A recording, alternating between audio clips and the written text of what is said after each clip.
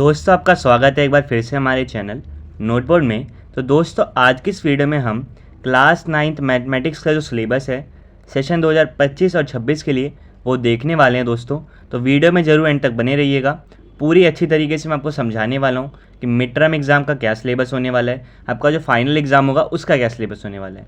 ठीक है दोस्तों, साथ ही साथ बात करेंगे हम कि वेटेज कितनी होने वाली है, किस चैप्टर में से किस यूनिट में से कितने नंबर के क्वेश्चन आने वाले हैं।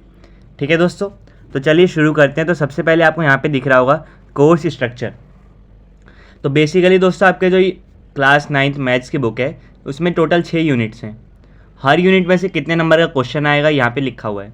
और ये जो वेटेज लिखी हुई है दोस्तों, ये आपके एनुअल एग्ज़ाम की, यानी जो आपका फाइनल एग्ज़ाम होगा फरवरी या मार्च में, उसमें किस चैप्टर से कितने नंबर के क्वेश्चन आएंगे वो यहाँ पर लिखा है।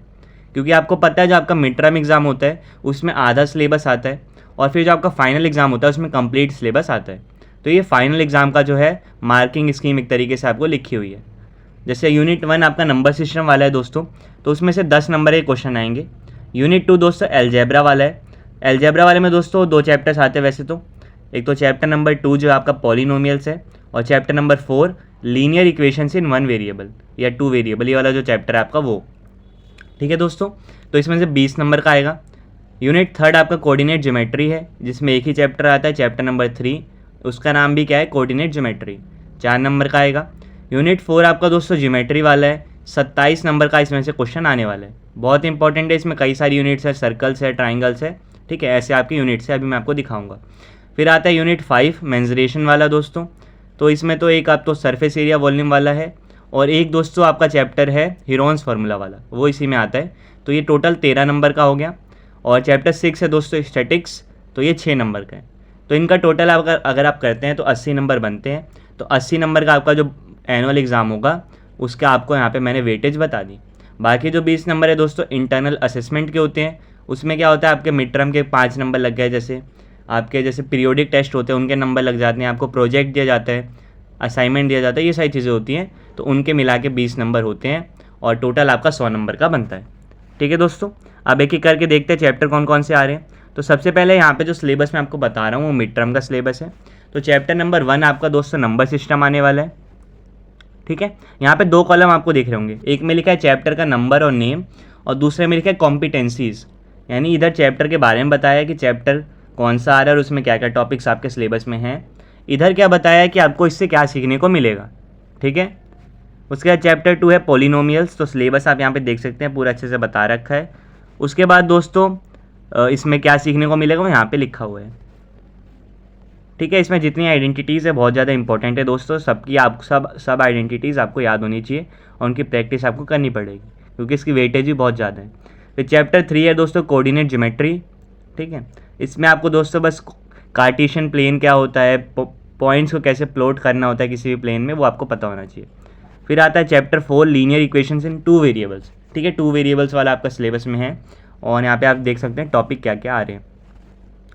फिर आता है दोस्तों chapter 6 lines and angles, geometry का चैप्टर है ये। फिर कंस्ट्रक्शन दोस्तों, ये आपके सिलेबस में ऐसे कोई चैप्टर नहीं है, लेकिन आपको बेसिक कंस्ट्रक्शन आना चाहिए, जैसे 60 डिग्री, 90 डिग्री, 45 डिग्री कैसे बनाते हैं, इक्विलेटरल ट्राइंगल कैसे बनाते हैं, एक ट्राइंगल का मान लो बेस दे रखा है और बाकी 2 साइड्स दे रखे हैं, तो उसको आप कैसे बनाएंगे, ये सारा। ठीक है, तो कंस्ट्रक्शन आपको बेसिक आना चाहिए। फिर चैप्टर 12 स्टैटिक्स है दोस्तों, उस स्टैटिक्स के साथ साथ आपको प्रोबेबिलिटी भी आना चाहिए दोस्तों। आपके सिलेबस में नहीं है, मतलब आपकी बुक में आपको नहीं मिलेगा, लेकिन आपको बेसिक नॉलेज होनी चाहिए। ठीक है, थोड़ा बहुत काम आपका प्रोबेबिलिटी का पड़ेगा। तो ये अभी आपको दोस्तों मैंने जितने चैप्टर्स बताए हैं, ये सारे चैप्टर दोस्तों आपको मिड टर्म एग्ज़ाम में आएंगे, और इसे आपको 6 सितंबर तक कंप्लीट करना है। फिर आपका रिवीजन होगा मिड टर्म एग्ज़ाम का, उसके बाद आपका मिड टर्म एग्ज़ाम होता है दोस्तों सितंबर अक्टूबर में।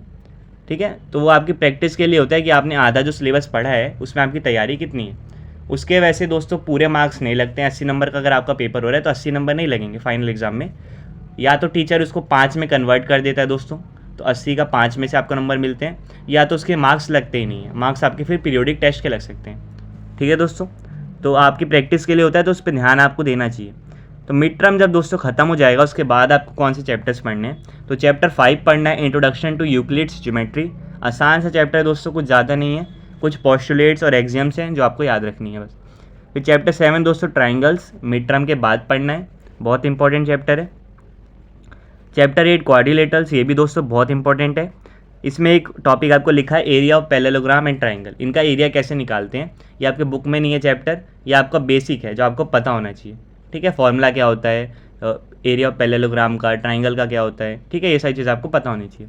फिर चैप्टर 9 सर्कल है दोस्तों, इसमें कई सारे थ्योरम्स दे रखी है, उनका प्रूफ आपको आना चाहिए, तो ये भी इंपॉर्टेंट चैप्टर है, ठीक है। उसके बाद आता है चैप्टर नंबर 10 दोस्तों, हीरोन्स फार्मूला, और उसके बाद आता है chapter number 11 surface areas and volume. तो ये भी बहुत इंपॉर्टेंट चैप्टर्स हैं। यानी कि दोस्तों आपको मिड टर्म तक कितना पढ़ना है वो मैंने आपको बता दिया, मिड टर्म के बाद कौन कौन से चैप्टर पढ़ने हैं वो भी मैंने आपको बता दिया, ठीक है दोस्तों। तो ये आपका पूरा सिलेबस है, ये पूरा जो सिलेबस मैंने आपको बताया 31 जनवरी तक कंप्लीट करना है, पूरी आपको प्रैक्टिस करनी है। उसके बाद आपके पीरियोडिक टेस्ट होंगे, ठीक है, और जो एंड में दोस्तों टेस्ट होते हैं वो होंगे। उसके बाद आपका जाके फाइनल एग्ज़ाम होगा, एनुअल एग्ज़ाम 2026, उसमें ये कंप्लीट सिलेबस आने वाला है, ठीक है दोस्तों। तो ये मैंने आपको बता दिया, पूरा अच्छे से सिलेबस मैं आपको समझा चुका हूँ। अब ये दोस्तों एक ऐसा है कि क्वेश्चन पेपर का डिज़ाइन कैसा होगा, तो रिमेंबर और अंडरस्टैंड करने वाले यानी याद रखने वाले, समझने वाले क्वेश्चन 43 मार्क्स के होंगे। कॉन्सेप्ट अप्लाई करने वाले, ठीक है, नॉलेज को अप्लाई करने का 19 नंबर का, एनालाइज करके, इवेल्युएट करके और फिर क्रिएट करके करने वाले क्वेश्चन 18 नंबर के होंगे। तो ये आप उतना इसमें ध्यान मत दीजिए, ठीक है। ये बस आपको मतलब समझा रखा है कि किस किस तरह के क्वेश्चन पेपर आने वाले हैं, ठीक है, उसका लेवल क्या होने वाला है। तो ज़्यादा हार्ड नहीं होगा अगर आपने अच्छे से पढ़े हैं, सारे तरह के क्वेश्चन आपने करने हैं, अलग अलग तरह के क्वेश्चन दोस्तों कीजिए, जितने NCERT के क्वेश्चन हैं सारे करिए, जितने एग्जाम्पल है सारे करिए। अगर आप इतना भी कर लेते हैं तो बहुत अच्छे नंबर आपके आ जाएंगे, ठीक है दोस्तों। लास्ट में एक चीज़ लिखी है, तो 80 नंबर का तो आपका पेपर हो गया। 20 नंबर का जो इंटरनल असेसमेंट है वो किस तरह से है, तो 10 नंबर के आपके दोस्तों क्या है, पेन पेपर टेस्ट और मल्टीपल असेसमेंट। यानी कि इसमें आपके जो बार बार टेस्ट होंगे ना, जैसे मान लो मिड टर्म हो गया, प्री बोर्ड हो गया, प्री बोर्ड तो आपका नहीं होगा वैसे, पीरियोडिक टेस्ट जो होंगे, इन सब के दोस्तों 5 और 5 नंबर लगेंगे। यानी कम से कम आपके 2 बार टेस्ट होंगे और उनके 5-5 में से नंबर लगेंगे, तो ये टोटल 10 मार्क्स हो गए। 5 नंबर आपके पोर्टफोलियो के होते हैं, आपको एक फ़ाइल बनानी होती है, ठीक है, और 5 नंबर होते हैं लैब प्रैक्टिकल के। तो मैथ्स में दोस्तों आपको थोड़ा बहुत प्रैक्टिकल कराए जाते हैं, ज़्यादा मुश्किल नहीं होता, उसका आपको फाइल में लिखना होता है और उसके 5 नंबर आपके होते हैं। तो ये आपका पूरा दोस्तों मैथ्स का मैंने सिलेबस बता दिया, क्लास 9th का सेशन 2025 और 26 के लिए, ठीक है दोस्तों। ईजिली मैं बताऊंगा अगर, तो ईजिली आपके अच्छे नंबर आ सकते हैं, बस आपको क्या करना है, प्रैक्टिस करनी है, क्योंकि दोस्तों अभी बहुत टाइम है आपके पास, अभी मई चल रहा है, ठीक है, अभी आपके मिड टर्म एग्ज़ाम आने में भी बहुत ज़्यादा टाइम है। तो अगर आराम से अभी फ़ायदा उठाते हैं, आपकी छुट्टियाँ भी पड़ने वाली है दोस्तों, तो उसका अगर आप फ़ायदा उठाएंगे सही तरीके से तो आपका सिलेबस कवर हो जाएगा और आपके अच्छे नंबर आ सकते हैं, ठीक है दोस्तों। तो ये मैथ्स का सिलेबस था दोस्तों, उम्मीद करता हूं आपको समझ आ गया। नेक्स्ट वीडियो में हम किसी और सब्जेक्ट का सिलेबस देखेंगे, तब तक के लिए दोस्तों चैनल को सब्सक्राइब कर लीजिए, दोस्तों को शेयर कर दीजिए वीडियो। आपसे फिर मिलेंगे नेक्स्ट वीडियो में, तब तक के लिए bye bye, see you again and thanks for watching.